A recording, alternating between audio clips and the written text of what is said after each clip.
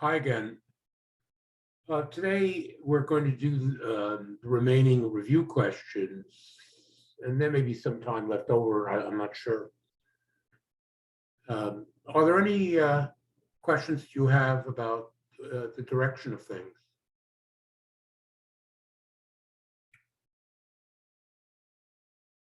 So my final exam is in front of the department. They have a review committee that looks over the exam, and so well, I guess with some change, it will be approved. And the way things are looking, what I tentatively am going to do, it depends, but on Wednesday at this hour, I'll give out the final exam. So this will be on Wednesday. And there's going to be 6 questions. The way I've set it up, the department could change it, but covering the whole course, and it'll be in sections. There'll be 2 questions from the first part, 2 questions from the middle section of the course, and 2 questions from the last part of the course, and you answer basically 2 questions overall for the final exam. So are there any questions about this? And then, of course, you have your essay, which is due on Friday of next week, the 19th. And of course, I have my work cut out for me because, of course, the next term begins almost immediately. I'm lecturing in this world history course, first-year course. So what I'm going to do is I'm going from question 20 to question 27. Question 28, actually, there's a mistake there because it's the same as question 23, so it's redundant. So to start with question 20, reading it out, explain why Prince Sihanouk attempted to pursue a neutralist policy with respect to the war in Vietnam. Well, in terms of answering that, I guess Sihanouk, he wanted to keep his people at peace, and he wanted to preserve as much of the traditional way of life in Cambodia as possible. And his approach to politics was very paternalistic. And so, given the circumstances, that's why pursuing a neutralist policy seemed the best policy, faced on the one hand with pressure from the Americans, which gradually increased, and faced likewise with pressure from the Democratic Republic of Vietnam and the National Liberation Front on the other. He was caught between these 2 poles. He tried a neutralist course, and of course it ultimately, given the maelstrom of the war, the intensification of the war, this neutralist policy gradually broke down. So to sort of get into that in a little bit more detail, of course, we start from the Geneva Conference, which affirmed the neutrality of Cambodia. And Cambodia had already achieved its independence from the French at the time of the Geneva Conference. And Sihanouk was faced now with, on the one hand, the growing presence of the United States in South Vietnam, trying to bolster the Diem regime on the one hand. And as you'll remember, in the late 50s, the rural insurgency gets going in South Vietnam, and ultimately, by 1959, the first signs of the movement of cadres from North Vietnam begin to become manifest. So the conflict in South Vietnam really begins, and he's trying to preserve neutrality. Now, I've explained, the idea is peace and tradition. This is what Sihanouk is, and neutralism, that this is what Sihanouk is endeavoring to preserve. Internally, his approach is paternalistic, one could say even authoritarian, in the sense that he basically suppressed the Liberal Democratic Party and the Communist Front Party in Cambodian politics. His party, in any case, was overwhelmingly popular. The election showed that. But in any case, it was scarcely possible for these politicians to carry on some sort of political life in Phnom Penh. And at the same time, he did make efforts to improve the health and education system, especially in the rural areas. One could also note the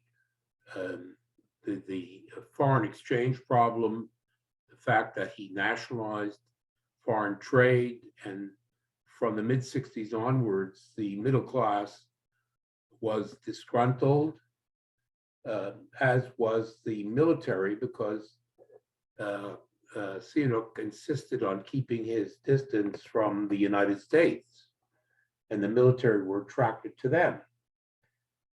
In any case, the war gets increasingly intense in the late 50s and early 1960s, and he's faced with, on the one hand, the growing infiltration from the north, from certainly toward the end of the 50s, the beginnings of the Ho Chi Minh Trail, which moves through Cambodia, the beginning of the sanctuaries for both the PAVN and the National Liberation Front in Cambodia. And then the insistence on the part of the Vietnamese communists that they be able to use Sihanoukville, the port, as a way of transporting supplies to their combatants in South Vietnam. And Sihanouk responds basically by turning a blind eye to all of this. Meanwhile, American pressure grows. In '65, there's an attempted coup, which seems to have had American involvement, and he breaks diplomatic relations with the United States. But the Americans, of course, are cognizant of the communist use of Cambodian territory. They're increasingly irritated by it. There's a lot of cross-border activity, and it culminates finally in 1969.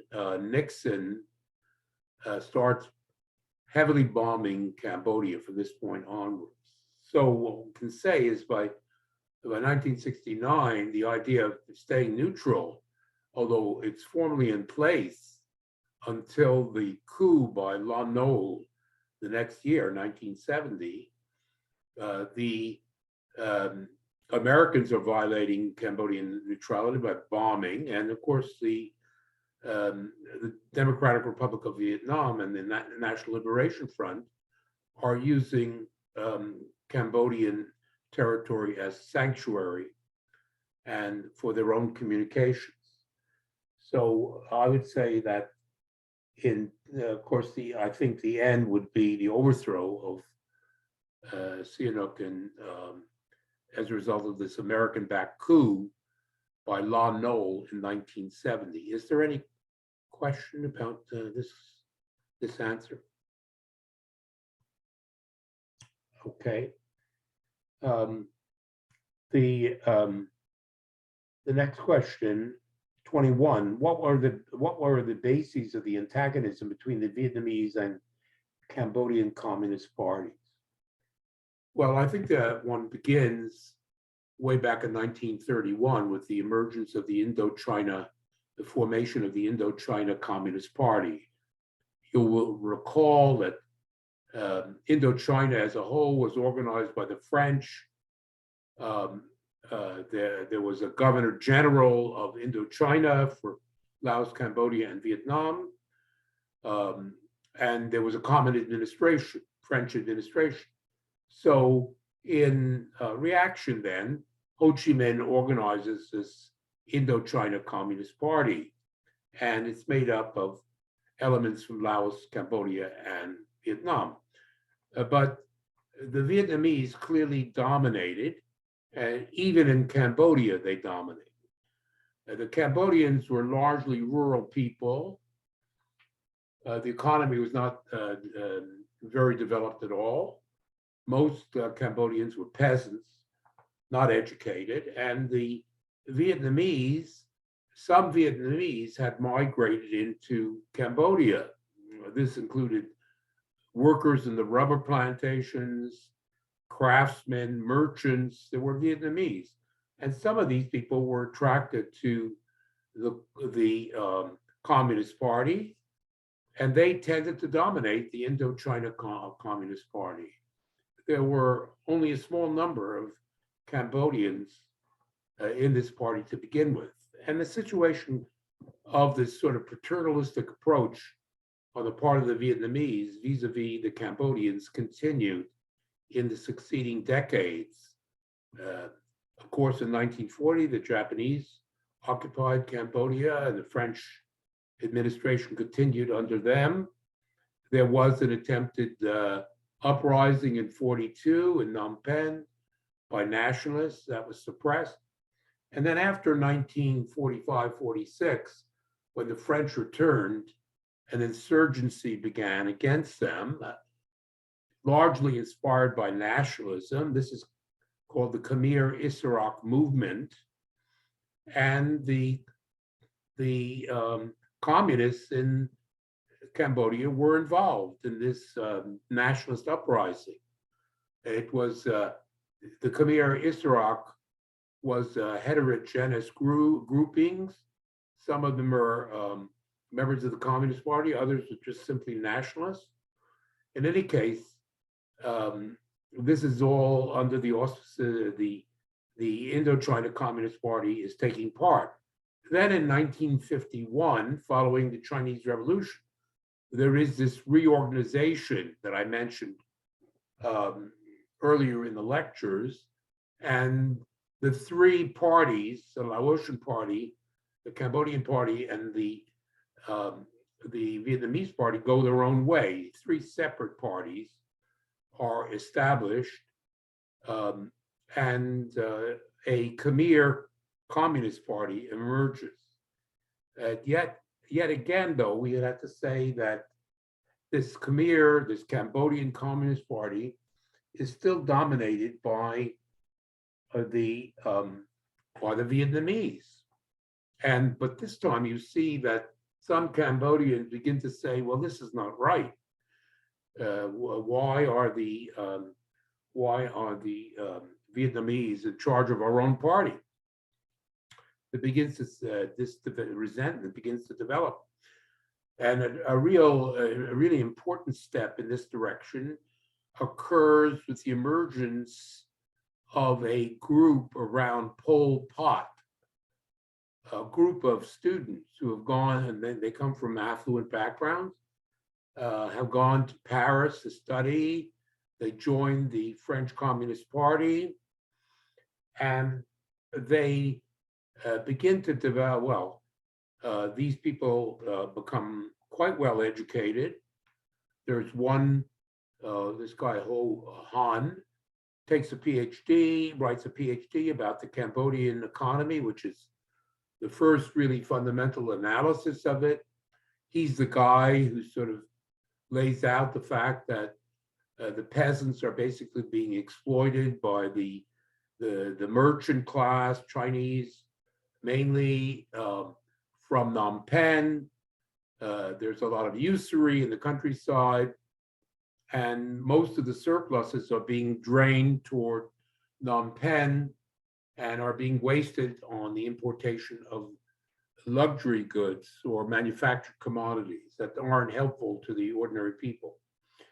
This is, and these people basically, Pol Pot and the others begin to take the view that um, a certain distance has to be established between the Vietnamese Communist Party and the Cambodian Communist Party. There's a kind of nationalist edge.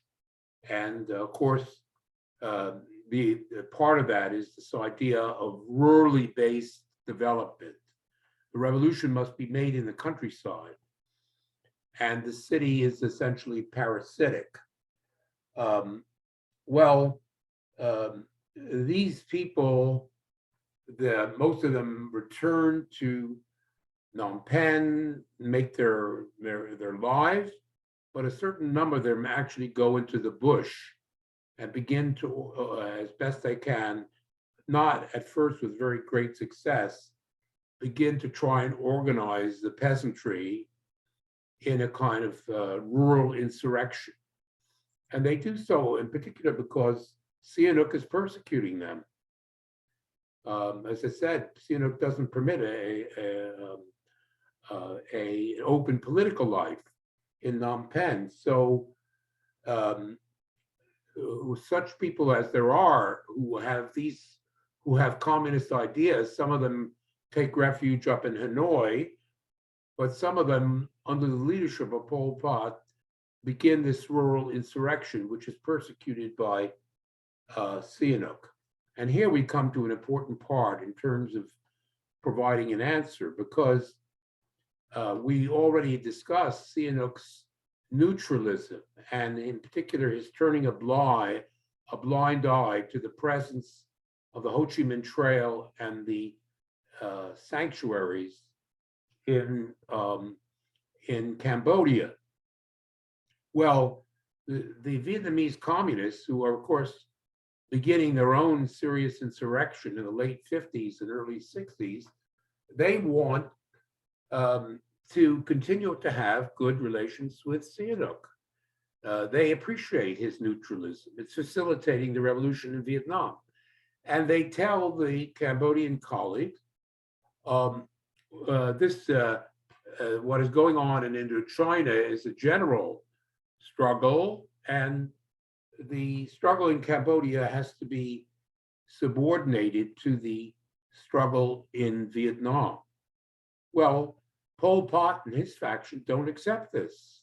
They say Sihanouk is arresting us, he's torturing us, he's even killing us, and you're telling us that we have to sort of put up with this situation where you, that is to say, the Vietnamese have good relations with Sihanouk. We don't accept this. That's the beginning of the split. And then this gradually, this sense that the Pol Pot faction has, that they have to go their own ways, is finally climaxes at the time of the Paris Peace Accords in January 1974. This is the end of the war in Vietnam, the American war in Vietnam. And the Vietnamese make the peace without really consulting the Cambodian Communist Party. Indeed, the peace means an intensification of the American air war against Cambodia, because they're no longer bombing in Vietnam. And so the Cambodians suffer the consequences. And I think that it's from that moment onwards that the real split between these two groups, the Cambodian Communist Party and the Vietnamese Communist Party, is consummated. Is there any question about this particular answer? Okay. The next question, question 22. Quote, the failure of US strategy in Vietnam was not a military run. Rather, it was a failure at the economic and social level. Well, I would say that, and of course you could vary the tone of your answer depending on your view, but I would say that this is largely true, but it's not completely true. That is to say, the military situation did play a certain role, but I think, of course, the economic and social level is more important. And when I say that, in the first place, um, the people who met, that is to say, McNamara, Johnson, and that group, who launched this escalation from 1965 onwards, were sort of oblivious to the situation within the United States. They didn't take into account the underlying economic and social realities in the United States. And what you basically, as a result of the entanglement in the war, that facilitated the outbreak of full-scale dissent within the United States. The students played a large role, and they had reasons to be discontented. They were subject to the draft, the males, but also the universities. Today, it's much worse, of course. I mean, your university life, I know some people who sort of are involved in analyzing this. The situation is really bad.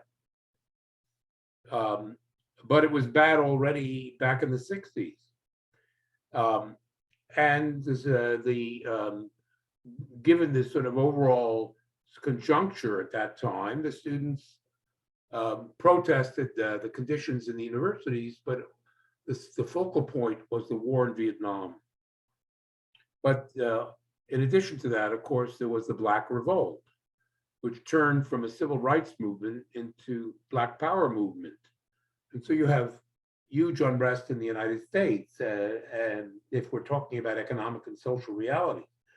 But within Vietnam, South Vietnam itself, in terms of sort of creating some sort of a framework for victory from the American perspective, we can say that they never really constructed a real economy in South Vietnam. The economy was entirely artificial, based on continuously pumping in huge amounts of economic and military aid from the United States. A lot of people in Saigon, etc., got rich, Vietnamese people, Chinese people, merchants, in this boom, but it didn't create the basis of a real economy. Secondly, there never was a land reform. Could contrast it with what happened in the Republic of Vietnam, of Korea, where there was actually a land reform. No, there was no land reform. And of course, there was no land reform until it was too late, 1971, to concede the land to the peasantry. But up until then, the regime tried to maintain the landlords. Well, that alienated the peasants. The peasants were completely skeptical about the regime. Thirdly, the South Vietnamese army, ARVN, never really became an effective fighting force, and I explained that several times. And then, of course, when we're talking about the economic realities, Johnson ignored, he was carrying on, what he said was the defense of Vietnam, but also the war against poverty, spent money like water, set off a huge inflation in the United States, which led to a run on the American dollar by 1968. So when you add all of these social and economic factors together, one would have to concede that the fundamental weaknesses were at the economic and social level. in terms of carrying on this escalation. But hey, the political and military side was important in this. The fact is that People's War was extremely effective, especially with, well, it was effective at the Tet Offensive. It took the Americans by surprise, and it discredited the escalation policy. And People's War, which was based on the villages, was this long-term strategy which protracted war.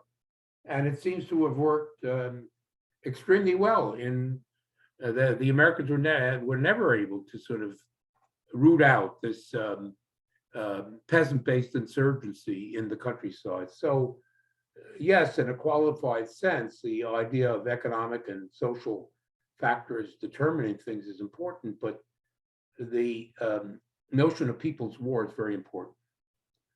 So that takes care of that question. The next question, I guess we're close to 1 o'clock now. We should be able to finish today, or maybe we'll finish today.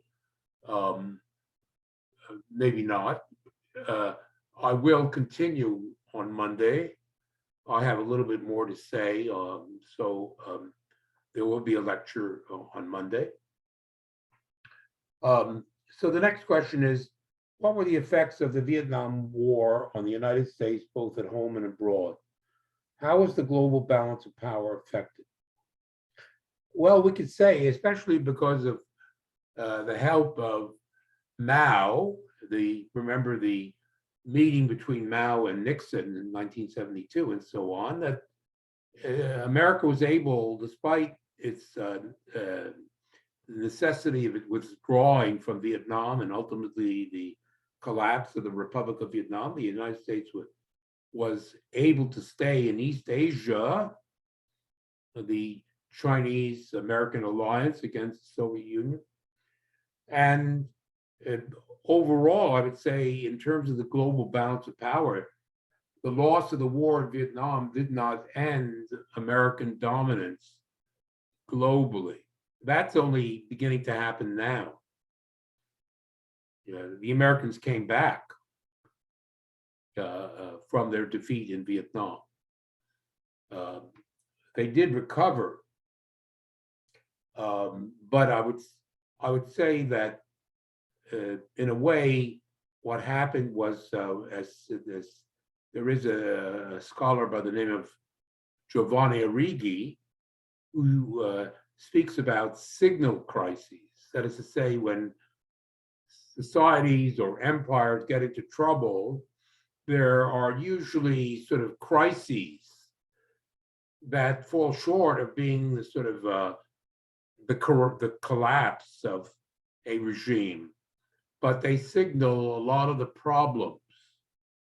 If those problems are not attended to, then they continue and they turn into the ultimate crisis of the regime. I would say the crisis of the Vietnam War for the United States was a kind of signal crisis. And they did not attend to the problems. And we see the result today in terms of what is going on. That is to say, in my view, and I think this is confirmed by many, many other sort of observers and students today, the United States is losing its global hegemony, and slowly world hegemony is moving towards China. That's basically the basic trend in world politics. And of course, we see the Americans, the Canadians, they're thrashing around trying to find some sort of an answer to this, but I don't think there is an answer. In any case, we'll see. In any case, what we want to do with this answer is talk about the consequences of the war, the disastrous war on the United States. First of all, the casualties, 57,000 dead, and hundreds of thousands of Americans permanently wounded, and so on. Secondly, the standard of living of the ordinary Americans never recovered from this period. Uh, a, uh, for most Americans, their incomes have basically stagnated at the level achieved in the early 70s and have scarcely advanced. And some people would say the standard of living has actually eroded since the early 1970s. Thirdly, the class and racial divisions which emerged during this period were never healed in subsequent decades, have remained and become a permanent feature of American society. Fourthly, a distrust of government developed, a distrust of the propaganda coming from the government. First of all, Johnson's promises, Johnson's escalation, and so on, and the sort of cover up of the realities of what was really going on in Vietnam. Seconded by, of course, Nixon, and Nixon ultimately became involved in the Watergate scandal. The American presidency suffered a blow to its prestige, which it never really recovered. In addition to that, for some years, for about 15 years, you could say that what we call the Vietnam syndrome was a fundamental factor in American foreign policy, in the sense that it was impossible for the United States to intervene seriously in third world conflicts, because people said, oh, that's Vietnam all over again. We're not having it. And so you couldn't, the Americans couldn't send large forces to third world conflicts for about 15 years after the Vietnam War, until people forgot. The American people are extremely good at forgetting. And so this Vietnam syndrome was a factor. Another element was that there was so much protest against the draft by the young people in the United States that, in fact, the draft was ended in the United States in the early 70s. Conscription was given up until the time you had to go to the army.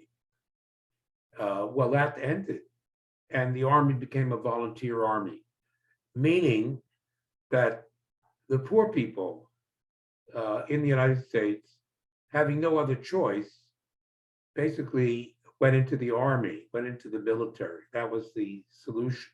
That's the way the Americans have basically maintained their armed forces ever since then. Another legacy of this war was a huge problem in the third world. The Vietnam War had been meant to demonstrate that the United States could control conflicts in third world countries. Well, given the overcommitment of the United States in Vietnam and Indochina, in Chile, in Central America, in Africa, namely in Angola, in Mozambique, in Guinea, southern Rhodesia, Ethiopia, South Africa, Namibia, and finally in Afghanistan and Iran, serious revolutionary movements developed in all of these countries. And the United States, by the late 70s, was confronted with a problem of massive third world revolutionary movements, which it had to deal with.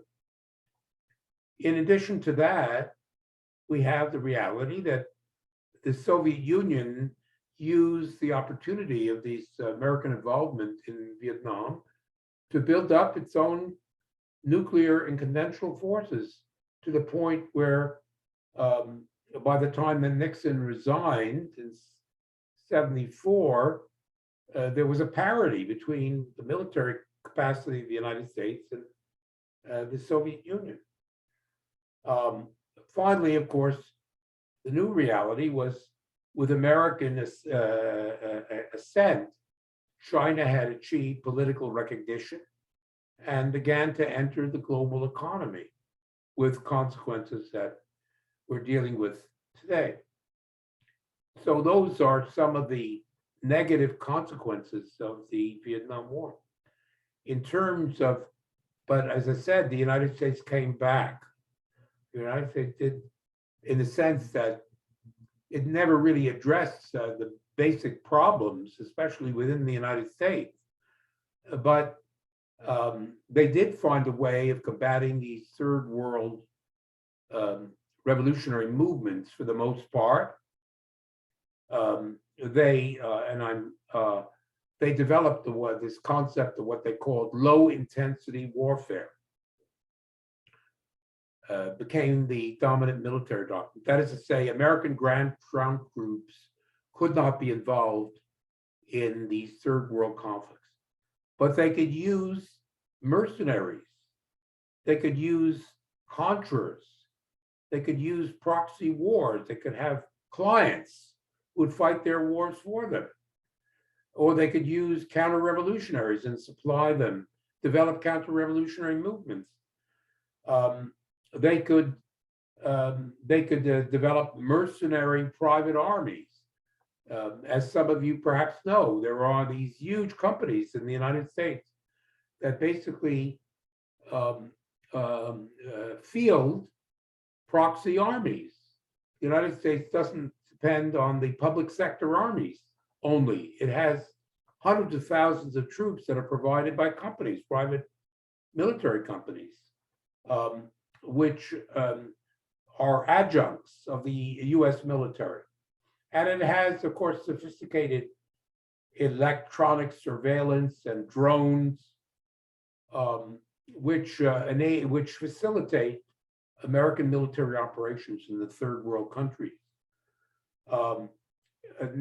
But more immediately, faced with the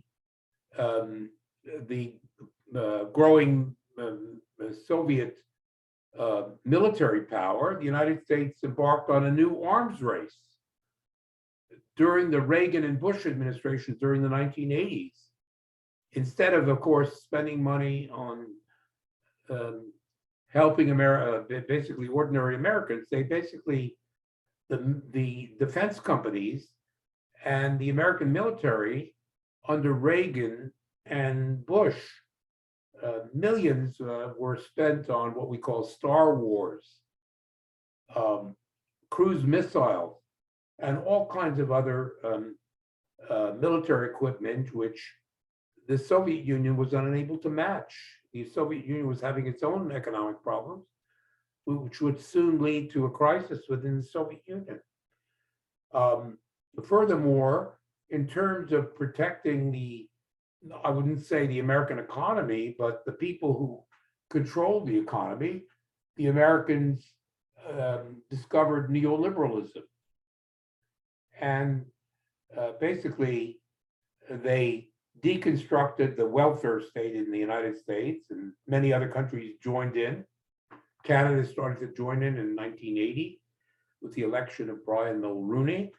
But the Americans led the way, and they basically dissolved what had been really quite a highly developed public sector.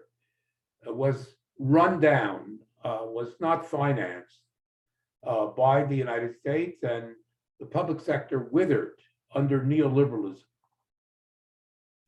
Finally, when the public forgot Vietnam, the United States began to directly intervene in third world countries.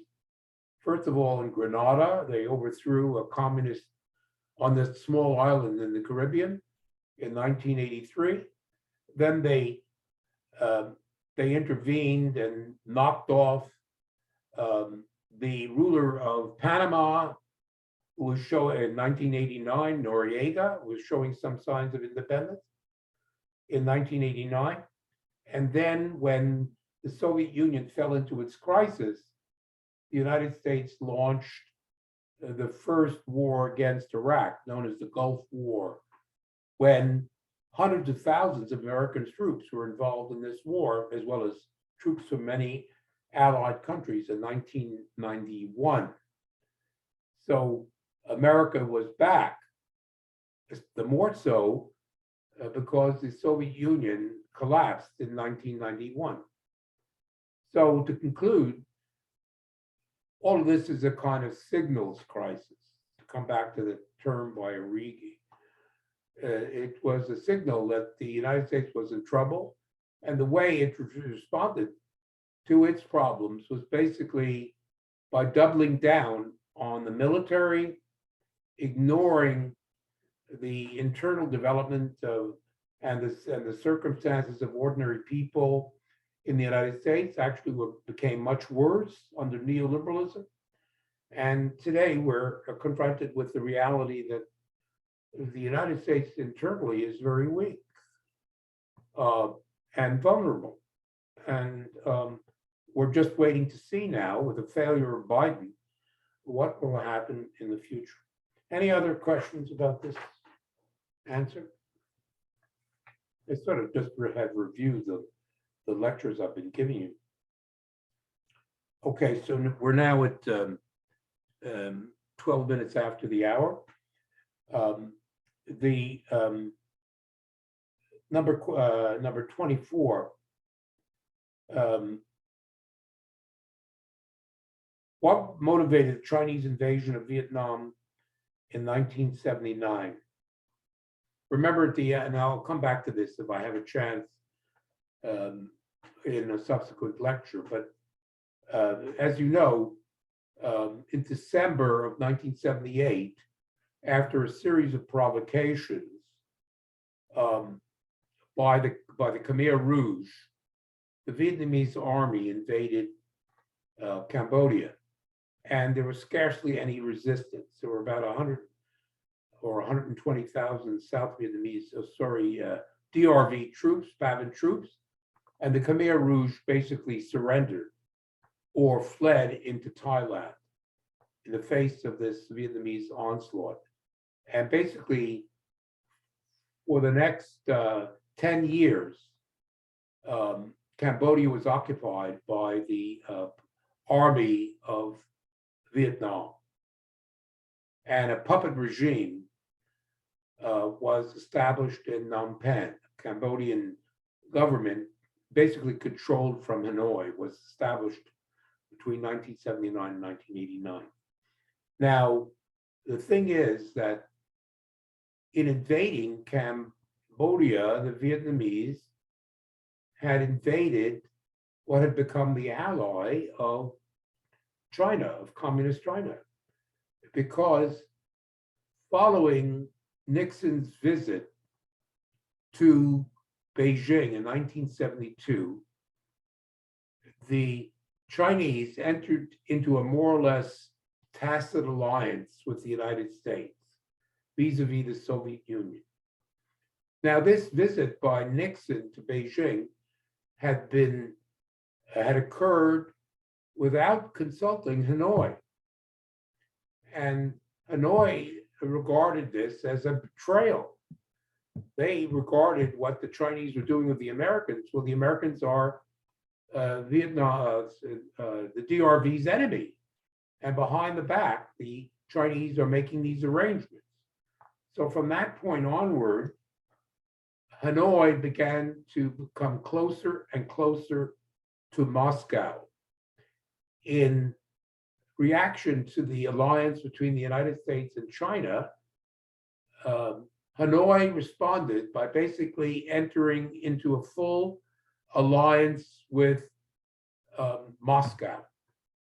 By 1976, it was a formal alliance. So we see a polarization in the communist world. Cambodia and the Chinese are with the Americans, but in response to this rapprochement of Hanoi and Moscow, China allies itself with the Khmer Rouge. They are allies of the Khmer Rouge. So the Vietnamese attack on Cambodia, the Chinese respond by saying, you have no right to interfere in the internal affairs of Cambodia. The Vietnamese invasion of Cambodia is illegal. And the Chinese doctrine is the idea of non-interference in the affairs of internal other countries. And this is a keystone of their foreign policy even now. I mean, it's debatable, but that is their formal policy. In any case, that was the rationale for the response of the Chinese. And so in the weeks that followed the Vietnamese conquest of Cambodia, the Chinese, for about 3 months, invaded the north of Vietnam. There were huge battles, and I'll come back to this maybe next week, between the Vietnamese and the China. An all-out war breaks out. People couldn't believe it at the time. How could these allies be fighting one another? It's incredible. But I guess it's this rivalry between these communist powers. That's what I'm saying. So what does one make of this is really what the question really asks. And what one makes of it is basically that really the whole principle of communist internationalism or proletarian international, as established by the Third Internationale back in 1919 in the wake of the Russian Revolution, had by this point collapsed. It had collapsed. And what you have is a reversion to, I guess you could call it classical balance of power politics is going on here. It's basically balance of power politics is going on. And it does signal sort of the waning, I would say, of the sort of the communist ideal as it was expressed at the time of the Russian Revolution and in subsequent decades. People devoted their lives to this communist ideal. Well, it seems to collapse at this point, the more so because, of course, the Soviet Union collapses in 1991. And it seems that basically communism is dead. Of course, it died, but it came back. It's come back because of the way the world is. I'm just adding this on as an addendum. I've more or less answered the question, but I'm just giving you my viewpoint here. And basically what you're seeing today is people have turned back to Marxism on a worldwide basis. Marxism has regained a considerable popularity. It's not the favorite opinion in the world, but I'm sure you know that on a world basis, especially amongst educated people, Marxism has returned because capitalism is failing. It's all kinds of difficulties in terms of providing a decent life for millions, if not billions of people all over the world. So people have looked back to Marxism for some sort of an answer. The more so as the official ideology of China, which is, of course, continuing to advance in the world, is Marxism. And so in a new form, you're getting a sort of revival of Marxism. But if we're talking about those days, that is, say, the late 80s, sorry, the late 70s, the 1980s, and the early 1990s, there certainly was a waning of the old Marxism of the Third International. Is there any question about what I've said up to this point? We finished question 24.